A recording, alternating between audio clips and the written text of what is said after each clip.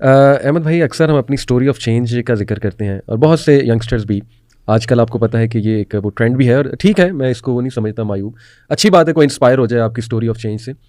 But उसमें एक चीज़ हम मिस कर जाते हैं जो आपने इस तरफ तवज्जो दिलाई थी। इनफैक्ट इस पॉडकास्ट के पीछे इंस्पिरेशन भी वही है जो अभी आपने माशाल्लाह मौलवी विद एन एटीट्यूड पॉडकास्ट में जिक्र किया, पेरेंट्स के रोल का, स्पेशली फादर के रोल का। कि हम अक्सर स्टोरी सुना रहे होते हैं ना, मैंने ये किया फिर ये हुआ, और मतलब उसमें मी बहुत होता है कि maybe I did something great, but we forget कि कितनी दुआएं, कितनी मेहनतें उसके पीछे पेरेंट्स की। यानी मैं भी आपको बताऊंगा इंशाल्लाह मेरी मदर का रोल, फादर का भी, बट उसमें आपने स्पेसिफिकली अपने फादर का माशाल्लाह जिक्र किया, अल्लाह उनकी हिफाजत करें। आई विल लाइक कि हम आज जो है ना ये पॉडकास्ट डेडिकेट करें पेरेंट्स के एफर्ट को, स्पेशली मेन हमारी सोसाइटी में उनका रोल जो है, और they are very underappreciated, parents in general, but man, मैं आपको बता रहा हूँ अहमद भाई, फेमिनिज्म का दौर है, वुमेन राइट्स पे बहुत बात होती है और ठीक है होनी चाहिए, मैं इसका इनकार नहीं करता, but man specially middle class man बहुत अंडर एप्रिशिएटेड हैं। मतलब जॉब्स करते हैं, झिड़कें खाते हैं ऑफिस की, घर आते हैं प्रेशर में, घर को भी मैनेज करते हैं। तो आई विल लाइक कि आप इसमें इंशाल्लाह I want to discuss with you. एक तो आप अपने फादर के बारे में माशाल्लाह दोबारा बताइए और the role of your family in your change, फिर मैं भी इंशाल्लाह शेयर करूँ। अली भाई, ये ना जो स्टोरी ऑफ चेंज है ना, अक्सर लोग पूछते भी हैं और हम भी बयान करते हैं। ज़ाहिर है एक कॉन्शियस डिसीजन थी आपकी ज़िंदगी में भी, मेरी ज़िंदगी में भी, जहाँ पे हमने डिसाइड किया कि इस्लाम को हमने, या अल्लाह सुब्हानहू व तआला को हमने प्रायोरिटाइज़ करना है, फोर फ्रंट पर रखना है, अपनी ज़िंदगी को कुछ हद तक चेंज करना है। यानी मैं अगर अपनी बात करूँ तो 2006, 7, 8 वाला अहमद और 2009, 10, 11 वाला, उसमें बहुत ज़्यादा फ़र्क है, बहुत ज़्यादा। यानी मेरी ज़िंदगी में एक चेंज आया बहुत ही, यानी हर लिहाज से। यानी जो मुझे जानते हैं मेरे दोस्त, उनको भी इस चीज़ का पता है कि मेरा उठना बैठना सब कुछ चेंज हो गया। अच्छा, मैं अक्सर ना, आपने भी मेरे से शायद ही कभी सुना होगा कि मैंने कोई स्टोरी ऑफ चेंज के बारे में, अपने बारे में बात की हो। यानी मैं कोशिश करता हूँ कि मैं इसको अपने लिए अवॉइड करूँ, क्योंकि मुझे लगता है कि जब इंसान बात करता है ना अपने बारे में, तो अगर आप बार बार करोगे ना अपने बारे में बात, तो शायद आपके अंदर ना अपने बारे में ही कुछ स्टीरियोटाइप्स जो है ना रीअफर्म होते जाएँ। और तो मैं अवॉइड करना चाहता हूँ कि इंसान जो है ना बहुत अपने बारे में बात करे कि मैंने ये किया और मैंने ऐसे किया, और इसके अंदर जो है ना इंसान फिर सब कॉन्शियसली लोगों को एक लिहाज से इंप्रेस कर रहा होता है अपने से, ऐसे। और हमारा मकसद होना चाहिए कि हम अल्लाह ताला से लोगों को जोड़ें। और उसमें एक और पहलू जो है वो ये होता है कि हम अल्लाह ताला की जो तौफीक है उसको भी थोड़ा सा अंडरमाइन करते हैं, और ख़ास तौर पे जो हमारे वालिदैन ने रोल प्ले किया होता है उसको भी। अब ठीक है, हर किसी के सर्कमस्टांसेस डिफरेंट हैं, सब्जेक्टिव हैं, आपके डिफरेंट हैं, मेरे डिफरेंट हैं, कोई और होंगे उनके डिफरेंट हैं। किसी के वालिदैन ने बहुत ज़्यादा रोल प्ले किया होगा, एक्सप्लिसिट रोल प्ले किया होगा, किसी के वालिदैन ने इम्प्लिसिट रोल प्ले किया होगा। लेकिन जब बच्चा दुनिया में आता है ना, तो जो उसको माहौल मिलता है ना, उसमें सबसे ज़्यादा इन्फ्लुएंस जो है ना वो वालिदैन का होता है कि किस किस्म का माहौल उसको मिलेगा। मैं समझता हूँ कि मुझे जो माहौल मिला ना, उसने बहुत ज़्यादा मुझे फ़ायदा दिया, इन द सेंस कि उसने मेरे अंदर एक ये खुदा खौफी और कुछ रेड लाइंस जो हैं हमारे घर में सेट हुई हुई थी, और सारे वालिदैन सेट करती हैं। कभी कभार वो एक्सप्लिसिटली स्टेट होती हैं, कभी कभार इम्प्लिसिटली आपको पता होता है कि यार ये काम मैं नहीं कर सकता, ये काम जो है मेरे वालिदैन को बर्दाश्त नहीं होगा, और फिर वो खुद भी मिसाल बनती हैं। तो वो सब चीज़ों ने मेरे ऊपर एक रोल प्ले किया। पहले तो अल्लाह ताला की तरफ से, इसमें कोई शक नहीं है कि अल्लाह इंसान के दिल में क्या डालता है, क्या नहीं डालता, किस किस्म का माहौल देता है। लेकिन वालिदैन, वाकई में आपकी बात ठीक है कि वालिदैन जो हैं वो अंडर अप्रिशिएटेड हैं, और हम लोग कभी कभार जो है उनको वो वाला क्रेडिट नहीं देते जो उनको ड्यू होता है। और आप देखें कि अल्लाह ताला ने, जब मैं स्टोरी ऑफ चेंज के बारे में बात करता हूँ तो मैं चाहता हूँ कि मैं अल्लाह ताला को सबसे पहले रखूँ, उसके बाद वालिदैन को। और आप देखेंगे अल्लाह ताला ने कुरान में भी ऐसे ही किया है कि अल्लाह ताला ने अपने आप को सबसे पहले रखा है और फिर वालिदैन के बारे में कहा है कि इनके साथ हुस्न सलूक। तो आई थिंक हमें भी ना इस चीज़ को अप्रिशिएट करना चाहिए डीप सेंस के अंदर।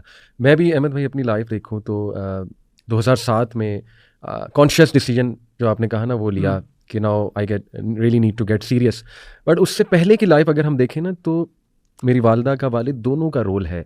एक तो वो माशाल्लाह कुछ रूल्स डिफ़ाइन करने में, घर का माहौल, फिर मस्जिद की तरफ तरगीब दिलाने में, फिर वैसे भी कैरेक्टर बिल्डिंग में। मुझे अभी तक याद है ए लेवल्स में मैं बहुत ज़्यादा कुछ आप कह लें ऐसे डेंजर में था कि I could have gone to a very wrong side. तो मेरी वालिदा, मुझे याद है, हालांकि मुझे ये बात नहीं पता थी, ये तो बाद में मुझे बात एहसास हुआ कि ये होता था। वो मेरे टीचर्स के पास जाती थी विदाउट टेलिंग मी, क्योंकि उस टाइम पता लगता तो मैं गुस्से होता कि आप क्यों गई, और उन्हें जाकर कहती थी कि ये इसमें बड़ा पोटेंशियल है, ये इंटेलिजेंट है, ज़हीन है, लेकिन बस आप माइंड ना कीजिएगा, थोड़ी शरारतें ये वो, तो आप इसका ख्याल रखें। इस तरह की बातें मुझे बाद में टीचर्स ने बताई। सुभान अल्लाह, जब मेरा एडमिशन हो गया GIK में कि ये तो तुम्हारी वालिदा की दुआएं हैं, इस तरह वो तुम्हारे लिए दुआ करती थी, आती थी, तो शी एंश्योर्ड कि ना उनको भी जाकर कहना कि इसको इनकरेज किया करें, इसको जो है ना वो ख्याल रखा करें। तो अब देखें, ये सुनने में छोटी चीज़ है, लेकिन इतनी बड़ी चीज़ है सुभान अल्लाह और मुझे याद है वो टीचर ना फिर मुझे इनकरेज करने लग गए, वो मुझे कहने लग गए एकदम से कि यार ये प्रॉब्लम तो बड़ी अच्छी सॉल्व की, अच्छा मैं जो सवाल का जवाब दूँ उस पर स्पेशल अप्रिसिएशन, एनकरेजिंग हो गए। और मैं समझूँ पता नहीं मेरा कोई कमाल है, लेकिन उसके पीछे जो हिडन एक वो सुभान अल्लाह वालदा जा रही हैं। अभी भी कभी मेरे पास कुछ वालदैन आते हैं ना, स्पेशली मदर्स, और इसी तरह कहती हैं कि सर आप प्लीज़ ये हमारा बच्चा आता है आपकी क्लास में तो इसको स्पेशल ज़रा आप यूँ इनकरेज करें। सुभान अल्लाह मुझे वो टाइम याद आता है और मुझे हैरानगी होती है उन बच्चों पे कि वो अभी भी तंग कर रहे हैं वालदैन को, अभी भी कहते हैं कि आपने हमारे लिए किया क्या है, और ज़बरदस्ती कि आपने हमें ये नहीं दिया वो नहीं दिया। सुभान अल्लाह। तो इफ़ आई लुक बैक वाकई ही एक तो अनकॉन्शियस रोल बहुत है वालदैन का, जैसे वालिद माशाल्लाह उनका घर पे टाइम पे घर आना, फिर हमारे साथ खाना खाना, ये सब्लिमिनल मैसेज होते हैं ना कि फैमिली इज़ इंपॉर्टेंट और फैमिली को टाइम देना है, फिर माशाल्लाह एक डिसिप्लिन का माहौल मेंटेन करना। तो यू आर एब्सोल्युटली राइट कि ये चीज़ें हम इग्नोर कर रहे होते हैं कि ये कतरा कतरा कतरा कतरा वो चीज़ डल रही होती है, और उसके बाद फिर अल्लाह की तरफ से एक वो एवरीवन हैज़ देयर टाइम, एक अल्लाह की तरफ से आता है और फिर ये होता है। तो आप भी कुछ ये जो अपनी वालदा की बात बताई ना, देखें कितना सिंसियर लव होता है पेरेंट्स का बच्चों के साथ, यानी और बच्चों को भी ये रियलाइज़ करना चाहिए, ख़ास तौर पे अपने टीन एज ईयर्स के अंदर, जहाँ पे इस चीज़ को सबसे ज़्यादा आई थिंक बच्चे जो है ना वो एक्सप्लॉइट करते हैं इस लव को और अंडरमाइन करते हैं अपनी हरकतों से। वालदैन का जो लव है ना अपने बच्चों के साथ, उससे ज़्यादा प्योर और सिंसियर कोई प्यार नहीं है। बिल्कुल। और यानी आपके दोस्त, आपके एनीवन एंड एवरीवन जो है दे शुड कम सेकंड, क्योंकि जो what concern the parent has for their child वो हम एक्सपीरियंस नहीं कर सकते जब तक कि हम खुद पेरेंट ना बने। और ये हकीकत है कि जब इंसान खुद पेरेंट बन जाता है तो वो उसको सेंस भी करता है। अब देखें ना, आपकी वालदा आपके बारे में इतना कंसर्न है कि she is going out of her way, speaking to those teachers, उनसे अपोलोजाइज भी कर रही हैं, रिक्वेस्ट भी कर रही हैं, अपने आप को नीचे कर रही हैं। और वालदैन का जो है ना उनकी पूरी ज़िंदगी जो है वो ये है सैक्रिफाइस अपनी औलाद के लिए। माँ का सैक्रिफाइस तो शुरू हो जाता है, अभी हम जिंदगी, हमने सांस भी नहीं लिया होता, अभी हम दुनिया में नहीं आते तो माँ जो है वो सैक्रिफाइस करने लग जाती है, अपनी रातों को सैक्रिफाइस करती है, अपनी सेहत को सैक्रिफाइस करती है, उसकी बॉडी चेंज होती है। यानी एक औरत जो है वो बहुत कॉन्शियस होती है अपने फिगर, अपने लुक्स के बारे में, वो परमानेंटली उसको सैक्रिफाइस कर देती है कि जब चाइल्ड बर्थ के बाद उसके प्रोपोर्शंस चेंज होते हैं तो वो खुशी से करती है औलाद के लिए। यानी अभी इंसान आया नहीं होता तो उसने पहली तकलीफ देना शुरू की होती है वालिदैन को, और वालिदैन जो है वो खुशी से इस चीज़ को एक्सेप्ट करते हैं। तो ये असल जो प्यार है ना, लव जो है ना, वो डिटर्मिन होता है सैक्रिफाइस से। कितना आप सैक्रिफाइस करते हो अपने बिलवेड के लिए, उतना आप उससे प्यार करते हो। यानी अल्लाह ताला से भी अगर हम दावा करते हैं ना अल्लाह ताला से मोहब्बत का, तो मोहब्बत का सबूत जो है वो सिर्फ ज़बान या दिल का इकरार नहीं है, वो है कि इंसान सैक्रिफाइस कितना करता है अपने अमल से। और आप देखें इंसान का बच्चा जो है वो सबसे वनरेबल है मैमल्स में से। बाकी आप जितने मैमल देखें वो भी पैदा होता है तो उसके बाद उसने भागना होता है कि वो शेर ना आके पकड़ ले, तो वो भागने शुरू कर देते हैं। इंसान का बच्चा आप सोचें कि 2 साल तक वो कुछ भी नहीं कर सकता, कुछ भी नहीं कर सकता। यानी अल्लाह ताला ने इंसान को इतना वनरेबल रखा है एक स्टेज के ऊपर, यानी उसी से हमें ह्यूमिलिटी आ जानी चाहिए।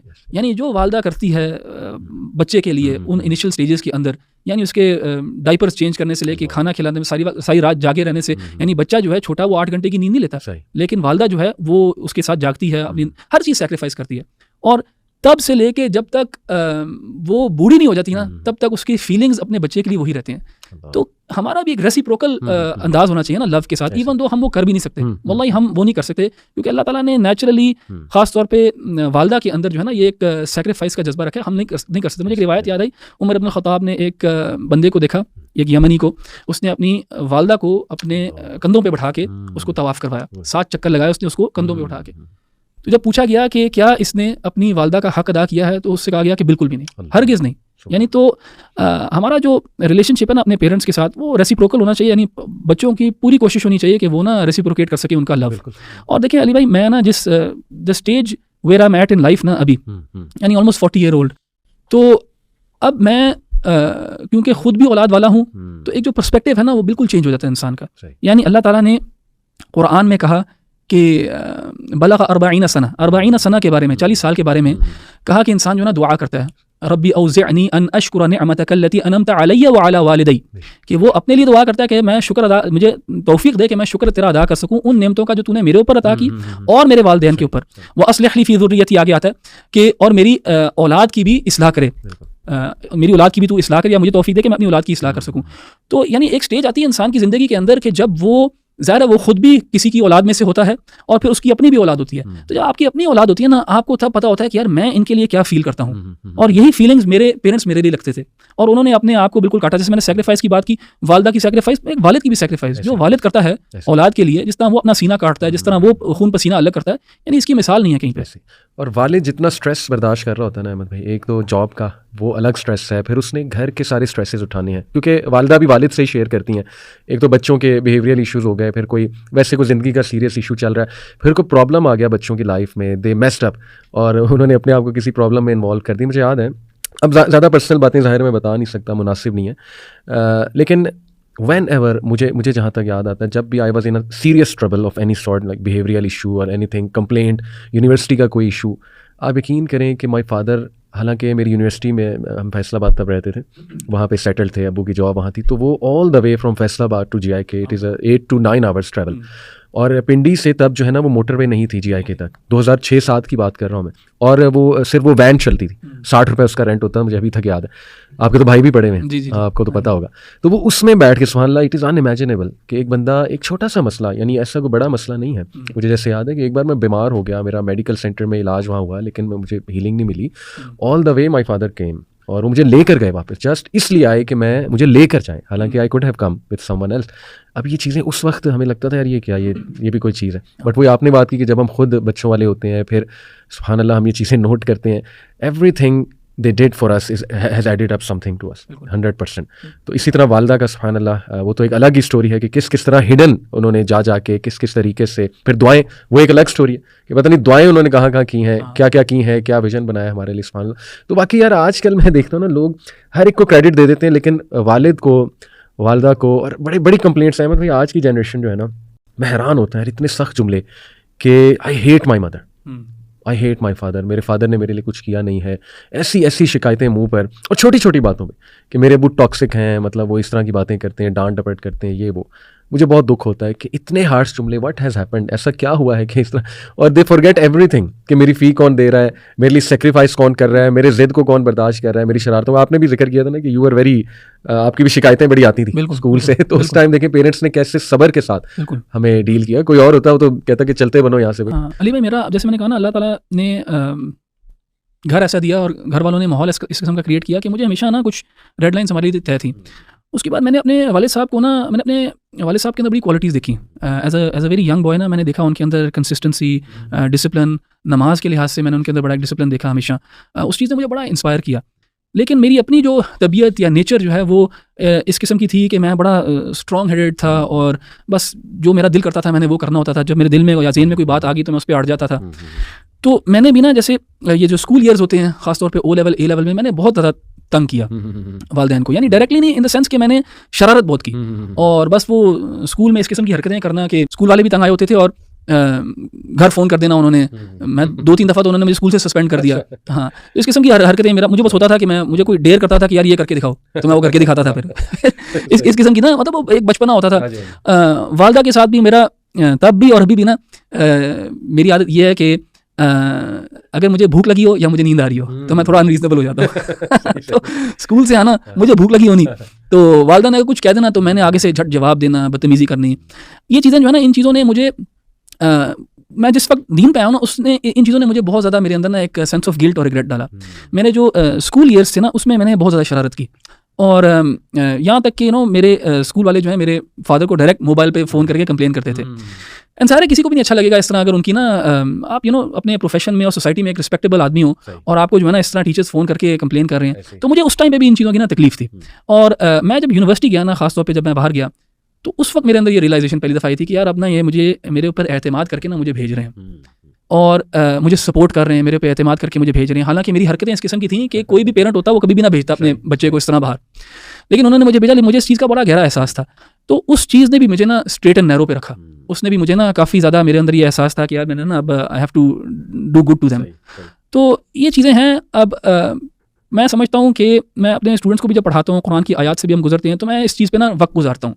किस चीज़ पे? यानी वालिदैन के हुकूक और एहसान उनके साथ। क्योंकि मुझे लगता है कि मैंने खुद इसको इस लेवल पे प्रैक्टिस नहीं किया जिस पे मैं शायद खुश हूँ। और इंसान अपनी गलतियों से सीखता है, और दूसरों को चाहिए कि वो इंसान बाकियों की गलतियों से सीखें। मैं